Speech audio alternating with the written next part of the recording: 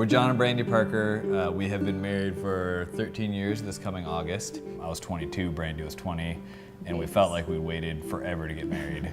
But now looking back, we're like, wow, we were babies. Teeny tiny little babies. We are the parents of Mulinesh, Sinkanesh, Archike, Samuel, Abush, and Ashaloo.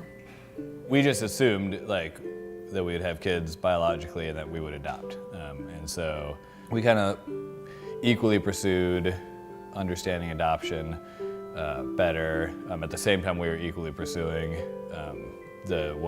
was there anything going on fertility-wise and all that. And this was, a few years into feeling very ready to have kids. And so I was like, whatever we need to do to get a baby. There were lots of conversations in marriage like, I just want a kid. I said it just voice. like that. God just communicated, adoption is how I build my family.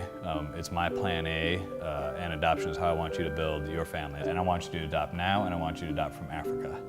And it was shocking. And for me too. Yeah, and we'd researched a lot about adoption and never once inquired or entertained the idea of adopting from Africa. It was a little bit scary for us. We both have family members where adoption has been a really challenging thing. And so it wasn't like it was all rose-colored glasses and all that stuff. But for both of us, it felt like that was part of God's plan for us. And it wasn't anything we resisted, like we wanted it to be part of God's plan for us. Mulu and Sammy have been home for 6.5 years. Archike and Abu have been home for just over 4 years. And then this coming August will be 2 years for Sinkanesh and Ashaloo.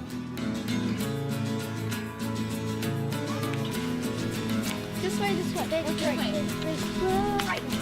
Right, we want to get the rice. Right. Yeah, right. We're looking for tortillas. All right, girls, walk down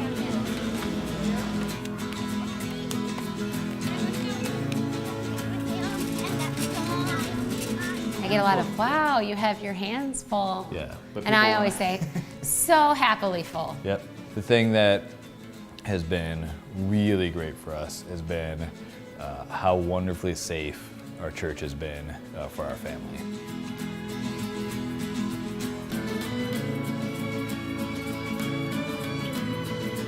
The fact that we get to walk into church and our kids get to see other kids and other families that look the same as them or different than them, but still different than their parents, and to know our kids are going to grow up in a community where there are other kids who share very similar stories and normal. We're not singled out, it's just a normal place for adoptive families.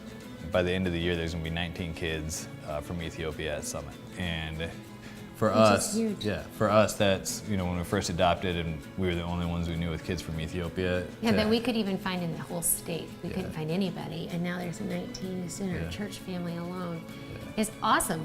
You guys say hi? Hi. It put a new perspective on things for us.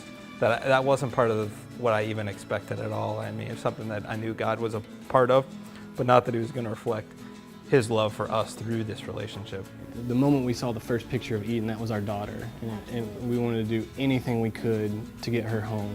It was kind of like the ultrasound. You see the ultrasound of a pregnancy, and that's our boy. Right.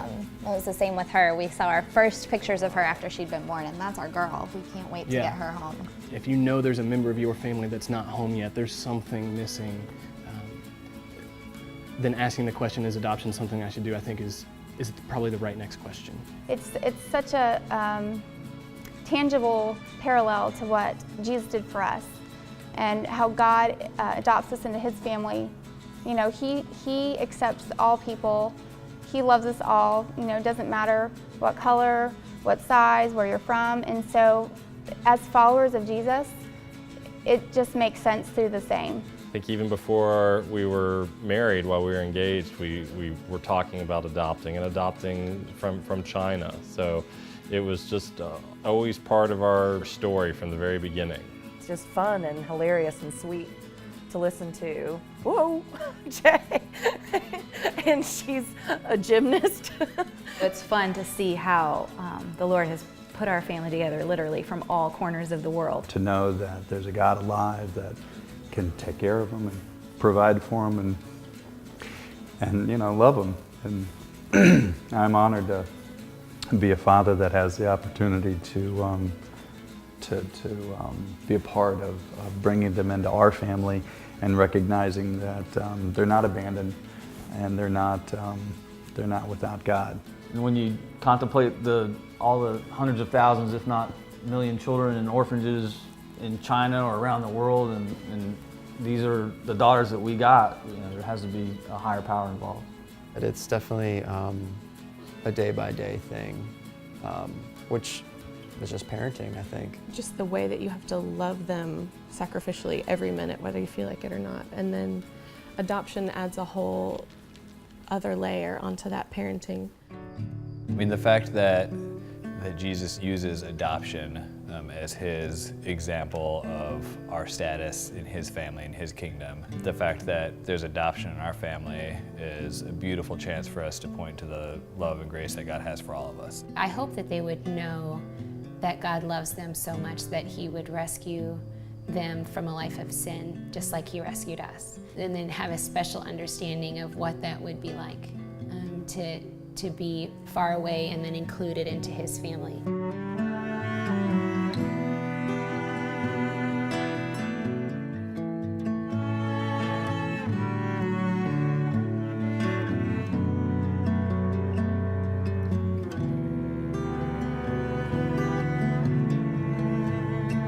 I think all adoptive parents, whether or not they get there quickly or otherwise, or for whatever the reasons for adopting, it doesn't switch from plan A to plan B. It switches from our plan A to God's plan A. For me, it was just about becoming a mother and having a family. Give me the babies. Give me the babies.